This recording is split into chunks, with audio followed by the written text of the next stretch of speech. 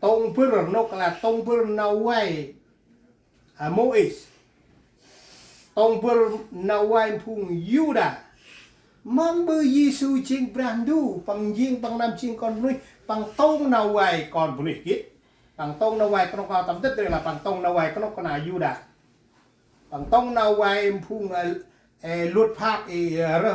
Mois mong bư bằng tông là bằng chiên con bùn tí là bằng cướp lại bra là như áp tiêu cướp han tam đi cướp han tông con mai cướp chốt lại nó là ăn nào cướp đấy bảo giờ là mà ngay sạc Giêsu là tiền hết tông vượt giờ đấy chỉ là tầm quanh bra Giêsu hay bằng cái ba tí rồi ở ngoài sạc ngoài ngay sạc bra ở ngoài sạc còn punis tầm ba tí là quanh bra Giêsu respect ba quanh bra dứt lẽ ba tí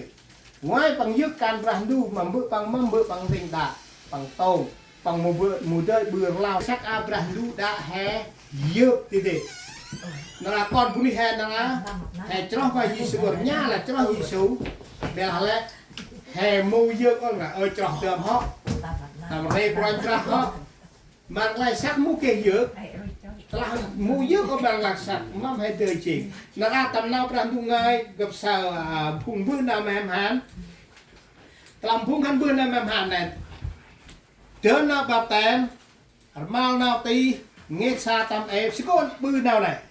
sẽ có bữa đã bữa im mal nào tí thì trở nào bạc tèm ra sẽ có bữa nào này có bữa này thì đâu mà thay mà lại sao ta khuyên hè hành nào tầm mát hành tầm rung quỳnh tí đóng khanh lại sắc ta thằng lại sắc hay một khai mất bữa hè mal nào tí nên chỉ là tầm khuyên này bữa ngày nào tầm khuyên tầm nào cho biết rằng này sạch con pra Giêsu nó làm đốt bằng chiêu thế ta làm đốt bằng tơn mất bằng tơn nào rini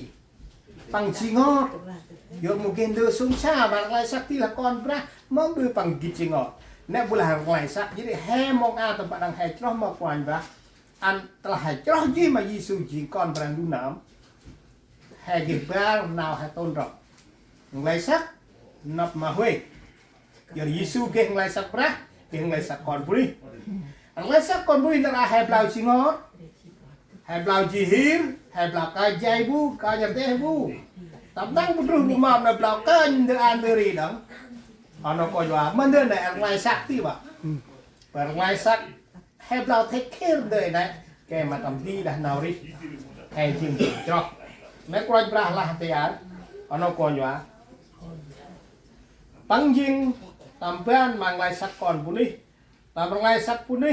bằng bư nào tir hết lao lên mà hè còn puni đằng Giêsu vậy nãy giờ là lai sắc hè nó hè cho mà quan bra hè ghép bra tì thằng lai sắc hè mong mà còn puni hè blau cái mà cái là nó hè blau rong hè blau chỉ ngót hè blau chỉ hiu tức là chỉ cọp nè bự ghê ôm mệt khe nè offline mệt khe dùng mong bữa nào này dù là hè tôn trọng lai sắc sao mà lai sắc nếu Giêsu tâm bàn đó mà hè là hè cho mà Giêsu hè quan tâm đến lai sắc không mỗi con nó hè cho chỉ mưa sam theo mà bằng rồi như là bé như là huynh bra cũng nên hè mong bra du ăn mà phụng hè là huynh bra bằng cũng mong nắm số vừa ngơi nào mình nay chừng huyền bra hôm cũng tầm hè hôm ngơi ta là hè hôm kia đời này bra du sốc chết nè hè bu cao hè chừng bu này năm bu trả lời này không nè hè sao tầm nào bra du ngơi bằng lắc mà thuộc hè không nấu bằng tiền hết một đồng tiền hết bra bằng tiền nào hết có tất tông phơi có tất hết ta mua kia bu đi sầm rong ăn hết mà hè ta si tầm cả hè Giêsu tên nào kết ta sự cam bằng kia nào năm phút hay buổi tu chú nào ra nó còn vào gặp sao ấp nào tất cả hàng tu ở bà ho lan nào y khép đường đường bà accident ok tầm to một tí bà tất nào nào đi còn free hair bắt đầu tầm phong han ta court tầm phong han ta qua police qua lawyer hắn ăn được nào tầm phò mới là mùi tươi ôn nào mới là Giêsu tên nào khép ta si căng năm thuê buni chú bằng mô kê đun tê nào chun nãy là Giêsu kết hè nãy là nào hè Rabun Noel năm Tết chính là hè cả kiếp nào đang du tầm báo nào rong bằng mà nè tu thì Giêsu xin con bằng ta một kéo nào rong bằng tu ăn mà phụng hè nè tu nè này hè một kiếp mong bằng tu gì hè một kiếp mong con trai Giêsu hết ta si trong càng hè một tươi kiếp mong bằng hiệu quả kia nè hè sao ta nào tiêu hãy tập rong xem động coi nè chỉ chú lên chỉ là cả kiếp nào brand du tầm bao nào rong bằng mà nền tu chỉnh cướp mà là ngồi hè nãy chừng nào brand du bằng lát ta này ta rong sinh này hay sao không hay sao nào để hẹn quanh đang tầm nào Jeremy có Giêsu chỉnh tích có chỉnh hay cung rè tận tập Giêsu gúc ta này hay cung rè nó còn vậy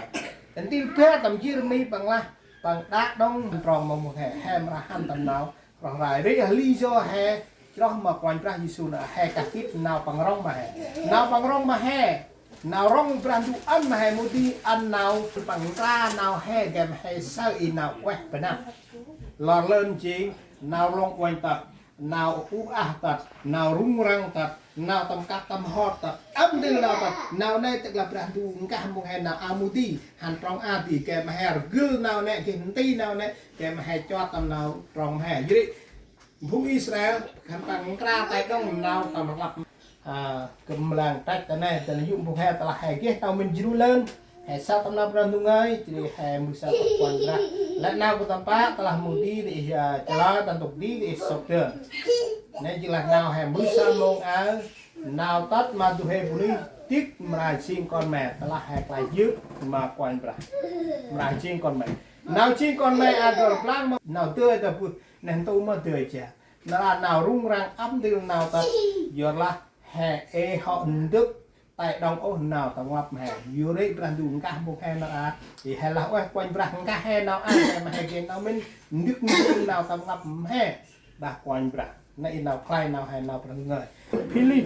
ở quanh brand tầm này là quanh brand một cái có đông sinhคือตัดแต่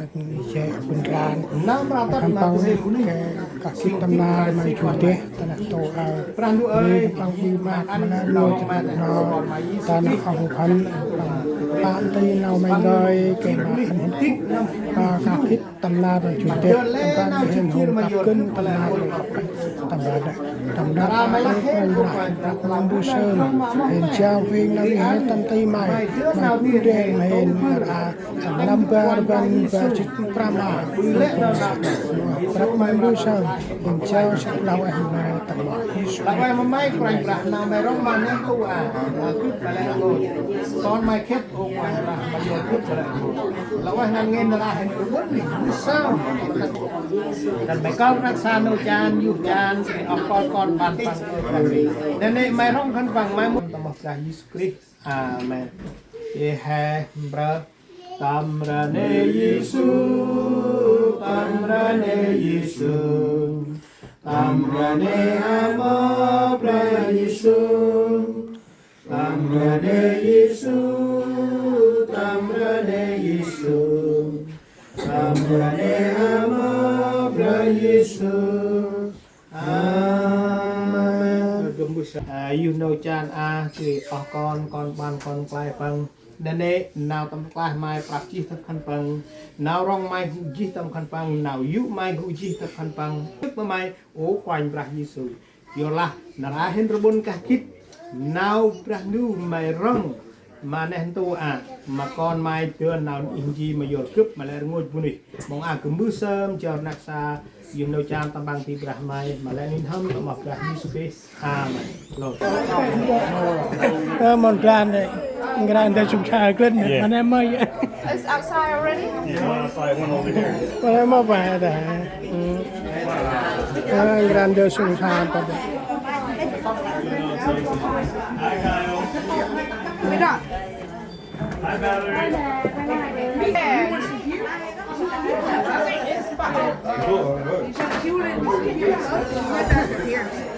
Let them put a fire on him.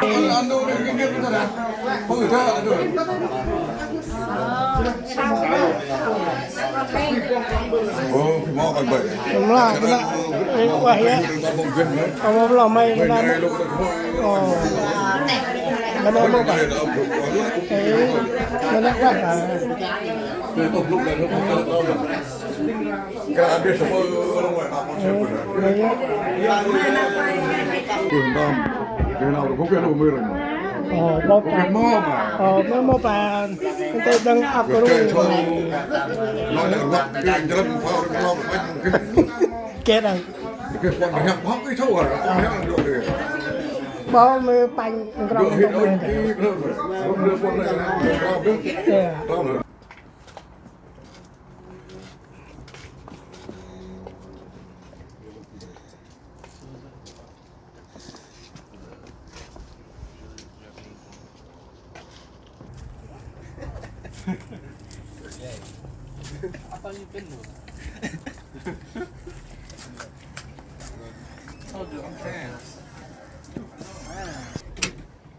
Oh, yeah, everything.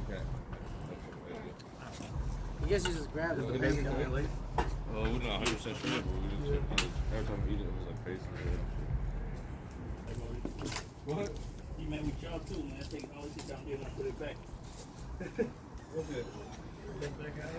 didn't know it was like that.